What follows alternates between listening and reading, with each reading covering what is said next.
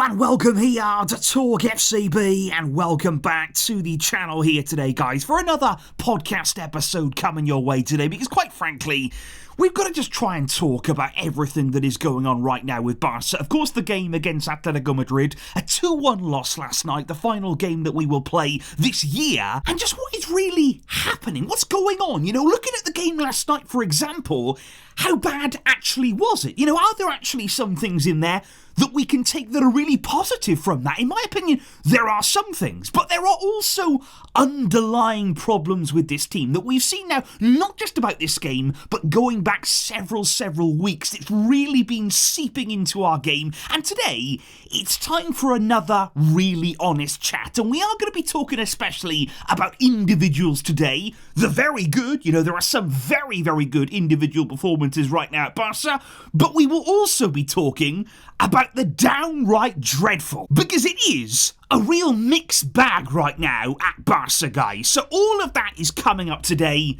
Let's sit down, let's chat, and let's try to get to the bottom of what is happening. Because indeed, guys, first of all, I think it's really important here to look at Hansi Flick's words after the game here to understand what his feeling was after the match. And I've got to say, Flick was incredibly positive. You know, the one sense that I got from him was real frustration, yes. You know, obviously he was angry at the fact that we really blew the game at the end, that we ended up losing this match, that we seemed in control of for much of it. But he did ultimately say, we played a great game. He was very happy with the overall performance. He said, this is the kind of style that I want to see from my team. And he actually said that the players out there made him proud, even though it's really disappointing to come away from the game empty-handed in the end. So in general, Flick was pleased, encouraged by the style. Of course, he still wasn't on the touchline. I don't think that's really helped us either. I've got to say, guys, in the past two games there, Flick not being anywhere near the team, not being able to pass on those in-game instructions, that is far from ideal. So at least in 2025 now, we're going to have him back on the touchline where he belongs. But in terms of the performance then, was it not that bad? You know, were there actually some good signs in there from Barca? Was it an overall good display? Because you're looking at the XG from this game, the expected goals, Atletico Madrid had 0.63 expected goals there. So they weren't even expected to get one. They got two in the end there, massively overperforming their XG. Barca, on the other hand, you will not be surprised to know, we had an XG of 2.54 there. So over 2 goals there, more towards 3, and yet we ended the game with 1. Now that is the story of our season so far, because of course XG, what it does there, it measures the quality of your chances, based there on the percentages, based on the probability of you scoring. That is said to basically measure where you are in front of goal, the opportunities you have. But that is only half of the game. That's only half of the story there, because once you get those chances, as we've said, you must score. You must put them away. You must take it upon yourself to make sure that you capitalise on those moments. And we don't do that. It is as simple as that, guys. If there was one problem with this Barcelona team this season, it is finishing. Now, that is also not just exclusive to this season, by the way. You could go back several seasons in this Barcelona team. We are not clinical because, yes, as we said before the game, we create loads of chances. We are by far and away the best creators in the league, but we miss so many. That now takes us to 50 big chances missed in La Liga this season. And that is a huge number there. You think about the golden opportunities that we've had in front of goal, massive moments in our season, and we've simply seen them slip between our fingers. But can I just say, guys, the other problem that I have right now with Barca, and looking at the way that we really performed over the last few weeks, you know, not looking exclusively at this game right here, this is the big problem and the big risk that you take as a team when you really focus and you really psych yourself up for only the biggest games. Because let's be honest here, this performance against Atletico Madrid, it's the best game that we've seen from Barca in weeks. It was a really improved performance there. The energy went up, the intensity went up, and it was much more like what we come to expect from a Hansi Flick team. But again, that's the problem when you haven't been doing this for the past few weeks. That puts massive pressure on these big games. Now, so far this season, in the biggest of moments, we've actually come out on top. We managed to really silence any doubts there with big game performances, raising our level when it matters. But this is the problem, because you have a game like yesterday where you put everything on it, where you're really getting yourself up for that, and then a game like that happens, whereby we are unlucky, whereby we lose it, and we shouldn't have, we really, really shouldn't have, but we did, and we have nothing to fall back on now. It's not as though we can say, okay, we've lost that big game, but look at all the wins that we've been stringing together, look at all the performances in the past few weeks that really give us encouragement. We now have nothing to fall back on because of the poor form that we've had right up until this game. If you save your best level for the biggest matches, you must deliver. You cannot afford to fall down, and that is why right now we have one win in 7 league games. Yes, this particular game here against Atleti, it may have been unlucky, but the table does not lie. We have not been good enough, we have not been consistent enough, and we have not ultimately brought our game in every match. We have only been able to apply ourselves in certain games, in certain situations, and in a league season, when you're looking for consistency, that is simply not going to be enough. Because that then brings me on to another problem that again has really started to seep into our game over the past few weeks indeed. And let's just start by talking about the goal that we conceded in the 96th minute of the game. I mean, when that happened, guys, I could have broken the TV. Genuinely, I could have absolutely taken the TV to pieces, but I've got Christmas films that I want to watch in the next few days, so I didn't do that, but I could have. Because what were we doing? Because look, I understand that in the final moments of the game there, we wanted to win. We desperately wanted to go and win, find that late winning goal. It would have been incredible. The stadium would have absolutely erupted, and it would have been the perfect way to sign off the year.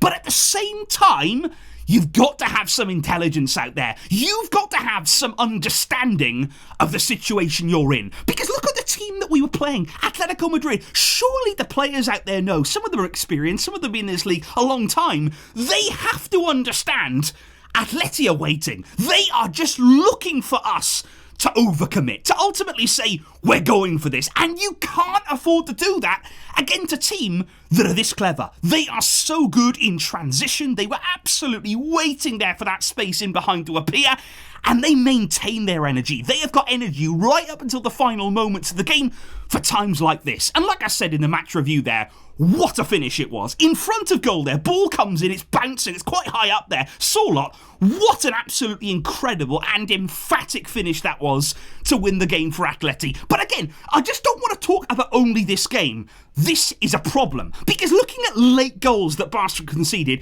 96th minute there against Atleti, against Betis, we conceded in the 94th minute. Again, we completely blew that game. We were on to win it, ended up dropping 2 massive points in the end. And then the game against Celta, don't forget, guys, we had a 2-0 lead. We conceded in the 84th, and then again in the 86th minute of that game. So these late goals, they're a problem. And it's no good saying, oh, well, that can happen to anybody. The players are tired, late goal here, late goal there. We don't want to read too much into that. This is a problem. And it's about mentality. It's about standing firm in the biggest of moments. And again, it's an issue that is not exclusive to this season. We have seen Barca in many seasons gone by throw games away, have it in our hands, do all the right things, and then literally collapse as a team. We cannot see that. In 2025, if we continue to just hand out points like this, you can forget silverware. You can forget being there in the biggest of moments. It cannot happen, guys. And Flick has to do something here to nip this in the bud. He has to make sure that his players are not only playing for the first minutes, not only playing for the first half, the second half, they're up until 60 minutes. We said when he came in, the idea is to be there from the first minute right up until the 96th, the 97th, the 98th, the 99th minute. However long the game goes on, you've got to stay present. You have to be switched on, no matter what. Flick has to bring that back, because this is an issue. But okay, guys, before we come on to some concerning individual performances right now in this Barcelona team, what I would like to do is actually bring you a positive, because let's talk about something that was not only good from yesterday's game, but was absolutely spectacular. We have to talk about Pedri, because his performance last night, That was the one thing that made me smile in this game. It was the one thing that made me think, okay, this is special. We have got something here in Pedri that really is next level right now. And that's the way that I describe his season so far. He has gone to another level. And you look at the way here that, again, not only in this game, but we've seen it now, his influence growing in recent matches.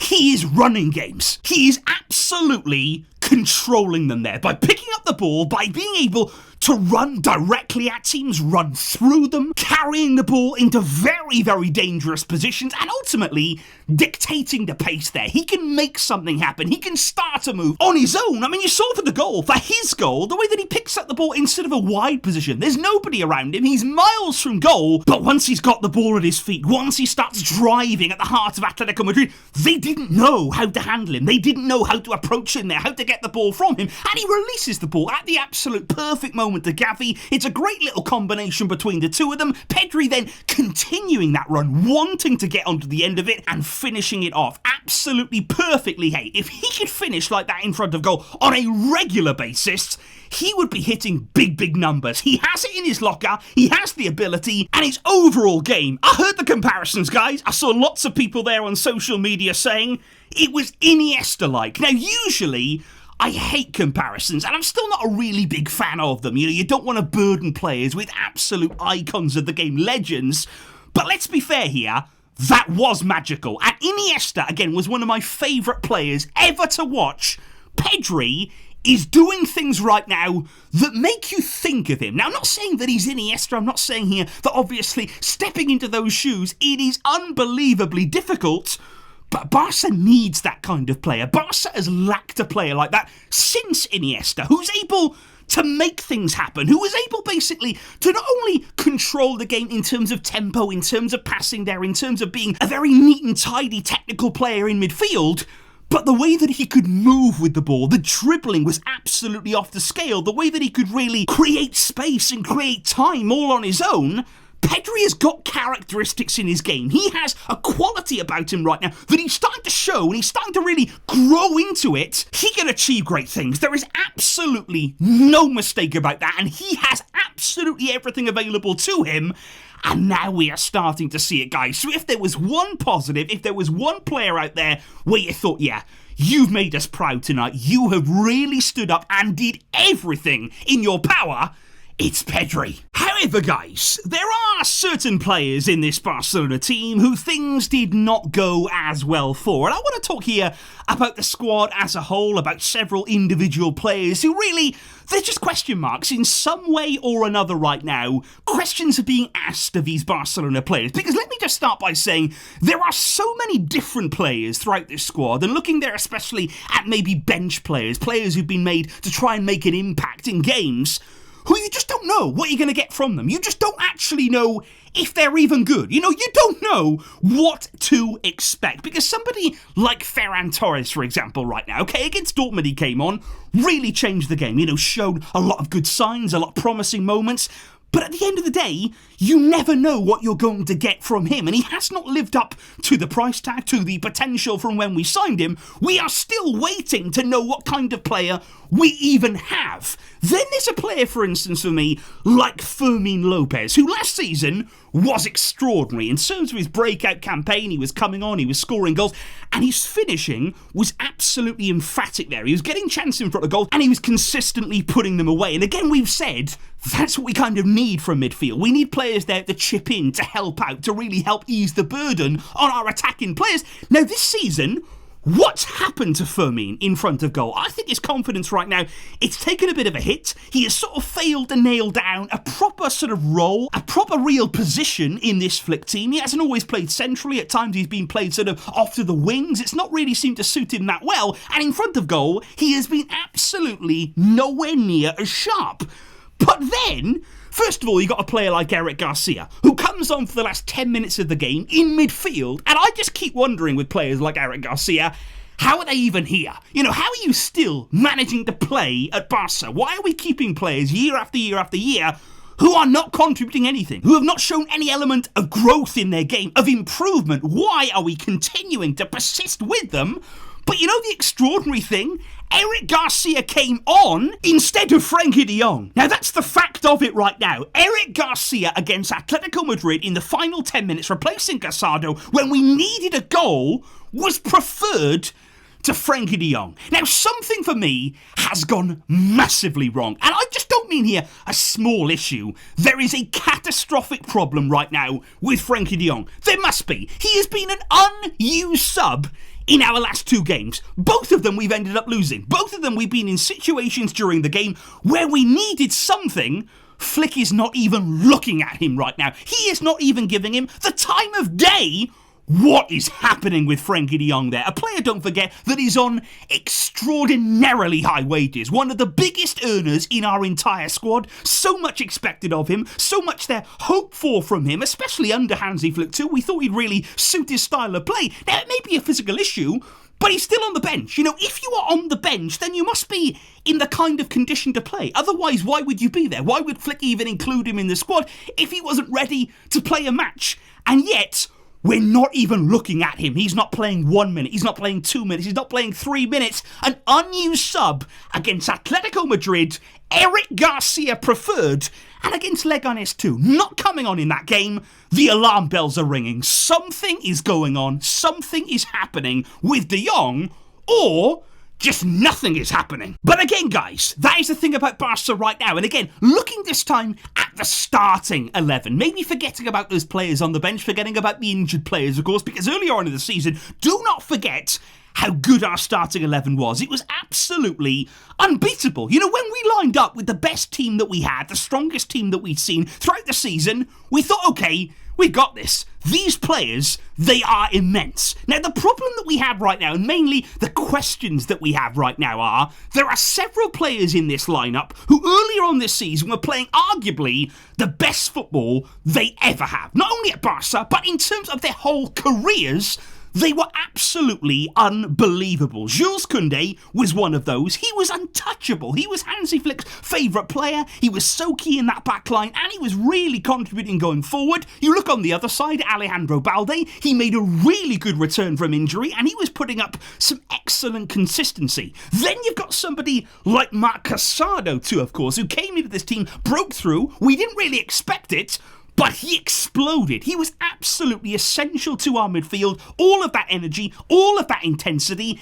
Is he still at that same level? And it's exactly the same there for somebody like Dani Olmo, who was absolutely magnificent after signing. There was lots of people who criticised him, lots of people there who doubted him in a Barcelona shirt, but he started his career here absolutely flawlessly, but that has tailed off. He's been interrupted there by injuries, and even in yesterday's game, he was benched by Hansi Flick. So we've got lots of players here like Koundé, like Balde, like Casado, like Olmo, who we've seen their peak level. We've seen what they can do. We've seen how good they can be and how effective they can be. And maybe it is all of those games. Maybe it is the sheer demands that have been on their shoulders right throughout their season. You know, that can really chip away at you. But can they recapture that form, you know, that level? Is that their natural level? You know, are those players actually that good?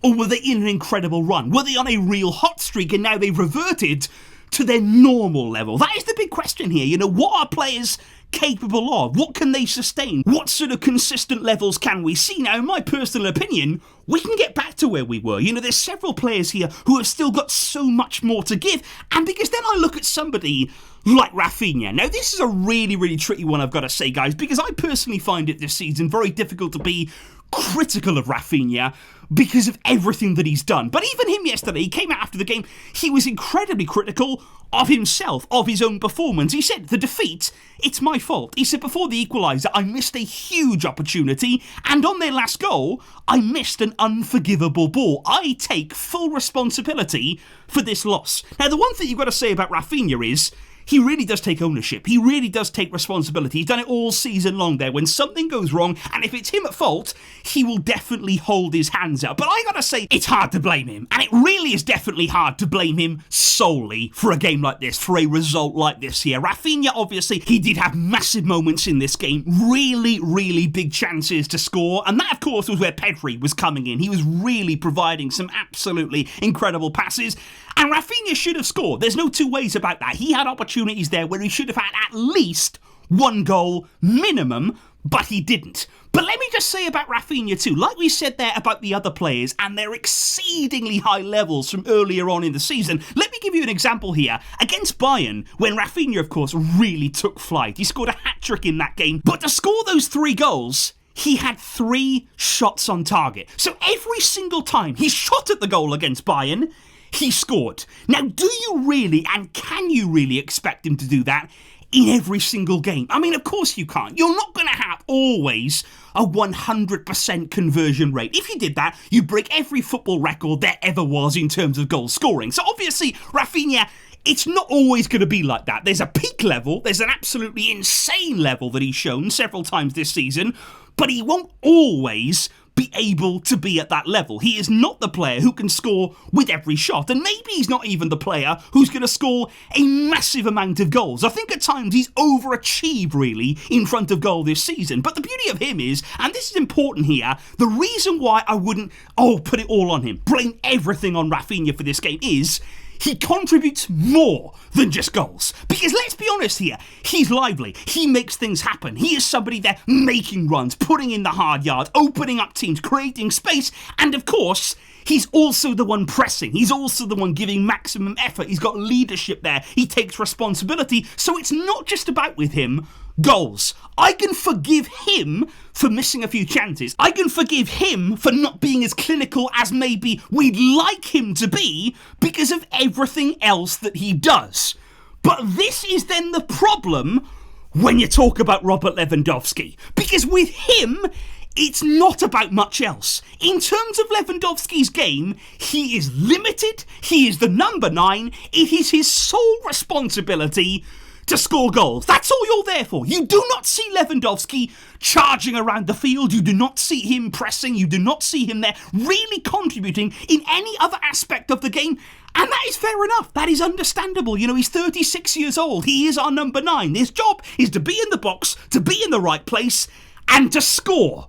But he isn't right now. Because let me just say, and I want to be fair on this, I know that all season long, for most of it, he has been scoring. He is the league's top goal scorer right now with 16 goals from 18 games, which is a very, very impressive return. Now, what I would also say about that is he is underperforming his XG. So in other words, we've provided Lewandowski with more than enough chances to be the top goal scorer. Yes, he's finished them off, but we have really, really helped him there with that chance creation. But the problem now is, like I say, he is not scoring. In the last 7 league games, of course, where we've had such a terrible run, he's got 2, just 2 goals to his name. Now, his form has fallen off a cliff. Now, a lot of people, maybe from outside of Barca, they will say, oh, Barcelona fans, you know, they're very ungrateful. Look at what Lewandowski's done this season. Look at the goals that he scored. Why are you really getting on his back now after just a difficult run of form? You know, you've got to stay by him. He will come good.